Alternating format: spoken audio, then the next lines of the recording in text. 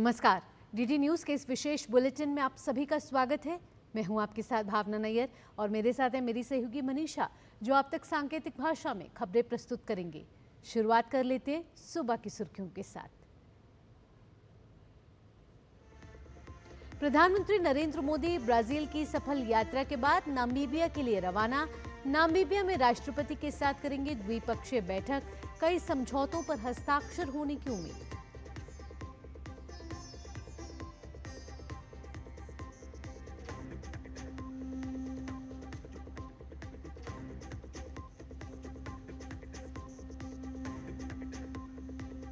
भारत और ब्राजील के बीच आतंकवाद से निपटने समेत 6 समझौते पर हुए हस्ताक्षर।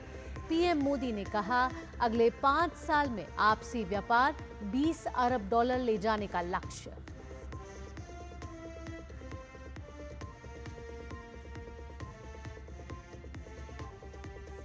प्रधानमंत्री मोदी ब्राजील के सर्वोच्च सम्मान national Order of southern Cross से सम्मानित। अब तक मिले 26 अंतर्राष्ट्रीय सम्मान।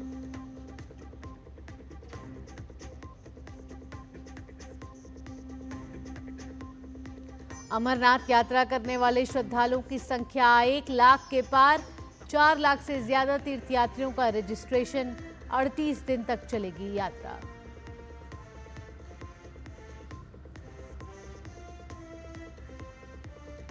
डोनाल्ड ट्रंप ने पुतिन पर साधा निशाना। कहा, यूक्रेन पर सिर्फ बकवास कर रहे हैं पुतिन। रूस पर सख्त प्रतिबंधों की दी चेतावनी।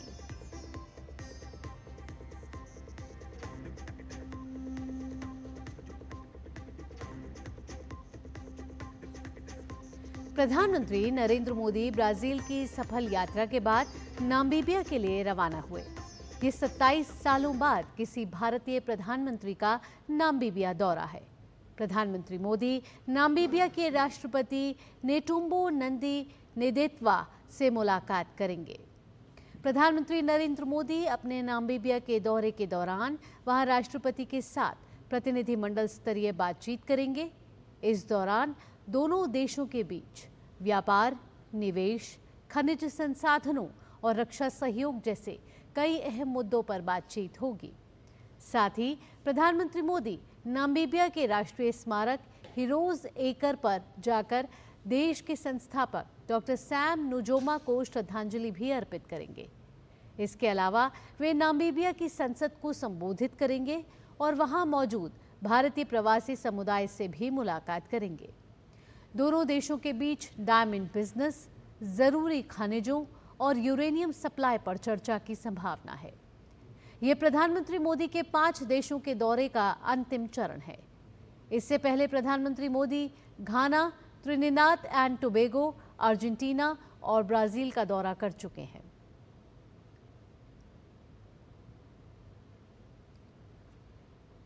भारत और ब्राजील ने द्विपक्षीय सहयोग को बढ़ाते हुए 6 अहम समझौतों पर हस्ताक्षर किए हैं।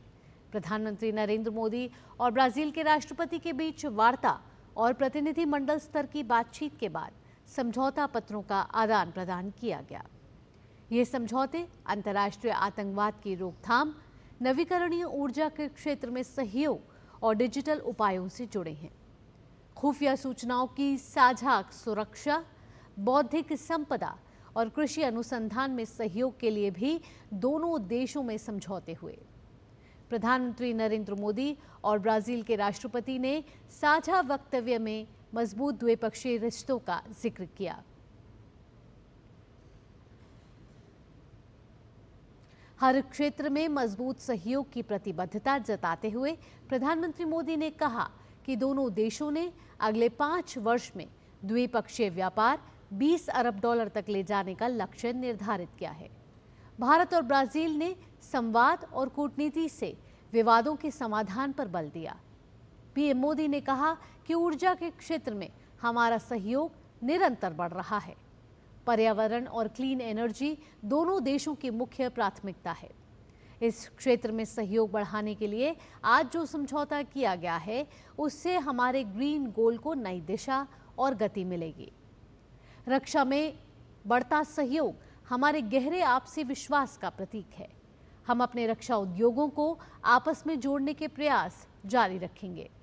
प्रधानमंत्री मोदी ने कहा कि आर्टिफिशियल इंटेलिजेंस और सुपर कंप्यूटर में हमारा सहयोग बढ़ रहा है।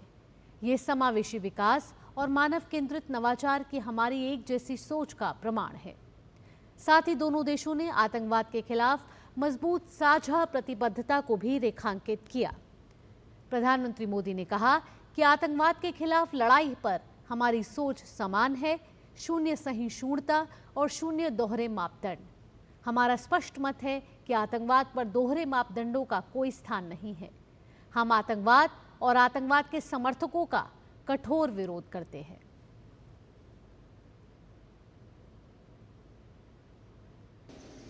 हम एकमत है कि सभी विवादों का समाधान डायलॉग और डिप्लोमेसी के माध्यम से होना चाहिए।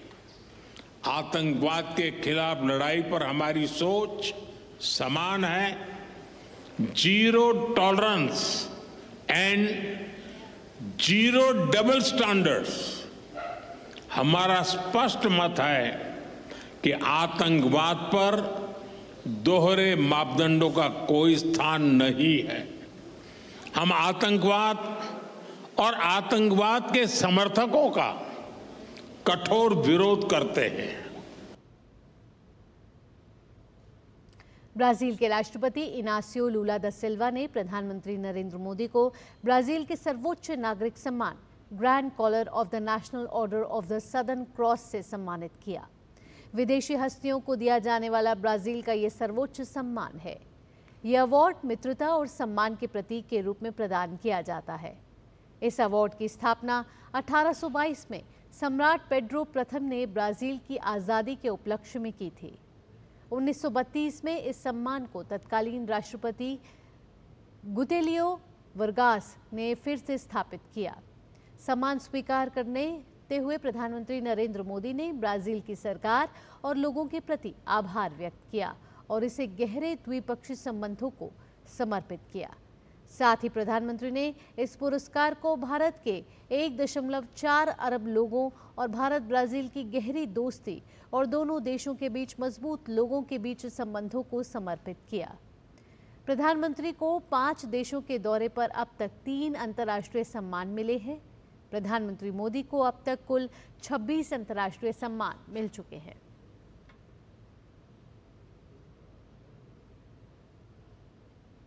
उत्तर प्रदेश में एक पेड़ मां के नाम अभियान के तहत आज एक दिन में 37 करोड़ पौधे लगाए जाएंगे। इस अभियान के तहत मुख्यमंत्री योगी आदित्यनाथ अयोध्या, आजमगढ़ और गोरखपुर में पौधारोपण करेंगे। राज्यपाल आनंदीबेन पटेल बाराबंकी, उप मुख्यमंत्री केशव प्रसाद मौर्य मेरठ और ब्रजेश पाठक लखनऊ में पौधारोपण कार्यक्रम में शामिल होंगे। वहीं डॉक्टर भीमराव अंबेडकर विश्वविद्यालय में 2100 लोग एक साथ पौधे लगाएंगे। इस अभियान में 26 विभाग और 25 करोड़ नागरिकों की सहभागिता रहेगी। वायु गुणवत्ता प्रबंधन आयोग ने दिल्ली और एनसीआर में पुराने वाहनों पर ईंधन प्रतिबंध को स्थगित कर दिया है। अब तक प्रतिबंध 1 नवंबर 2025 से लागू होगा, यानी डीजल की 10 साल और पेट्रोल की 15 साल पुरानी गाड़ियों को 31 अक्टूबर तक पेट्रोल डीजल मिलता रहेगा। ये फैसला वायु गुणवत्ता प्रबंधन आयोग की हुई बैठक में लिया गया है। ये फैसला तब हुआ जब दिल्ली में प्रतिबंध को लागू करने के लिए आवश्यक ANPR कैमरा सिस्टम में कमियों को चिन्हित किया गया। अब यह प्रतिबंध 1 नवंबर 2025 से दिल्ली, गुरुग्राम, फरीदाबाद, गाजियाबाद, गौतम बुद्ध नगर और सोनीपत में लागू रहेगा। एनसीआर के बाकी हिस्सों में अप्रैल 2026 से इसे लागू किया जाएगा।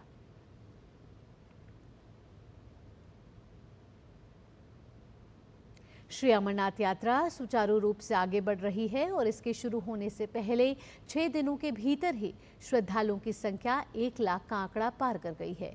अब तक 1,11,000 श्रद्धालुओं ने बाबा बर्फानी के दर्शन कर लिए हैं।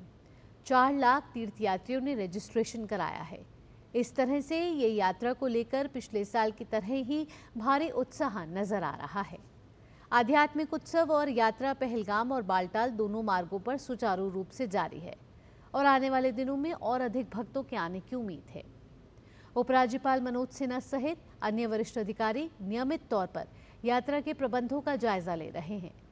श्रद्धालुओं की सुरक्षा और सुविधा सुनिश्चित करने के लिए व्यापक सुरक्षा और रसद व्यवस्था के बीच वार्षिक अमरनाथ यात्रा आधिकारिक तौर पर 3 जुलाई को शुरू हुई थी, जो 38 दिन तक चलेगी। अमेरिका के राष्ट्रपति डोनाल्ड ट्रंप ने रूसी राष्ट्रपति व्लादिमीर पुतिन को यूक्रेन युद्ध के मुद्दे पर आड़े हाथों लिया है। कल व्हाइट हाउस में आयोजित एक कैबिनेट बैठक के दौरान ट्रंप ने पुतिन की नीति पर नाराजगी जाहिर करते हुए रूस पर और सख्त प्रतिबंध लगाने के संकेत दिए। ट्रंप ने कहा, हमें पुतिन की तरफ से बहुत सी बकवास मिल रही है। वो हर वक्त बहुत अच्छे बनते हैं, लेकिन वह सब बेकार साबित हो रहा है। उन्होंने ये भी जोड़ा कि पुतिन बहुत सारे लोगों की जान ले रहे हैं, अपने सैनिकों को भी और यूक्रेन के लोगों को भी। इस दौरान सेनेट द्वारा प्रस्तावित रूस पर अतिरिक्त प्रतिबंधों के बिल को समर्थन देने के एक सवाल के जवाब में ट्रंप ने कहा कि वो इस पर गंभीरता से विचार कर रहे हैं।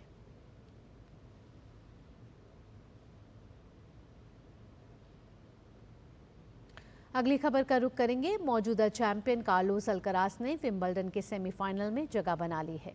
दूसरी वरीयता प्राप्त अल्कराज ने क्वार्टर फाइनल में ब्रिटेन के कैमरून नॉरी को 6-2, 6-3, 6-3 से मात दी।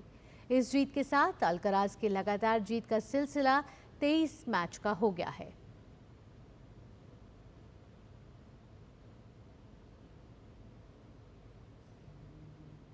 इसी के साथ इस विशेष बुलेटिन में इतना ही। मुझे और मेरी सहयोगी मनीषा के साथ फिलहाल के लिए टीम को दीजिए अनुमति।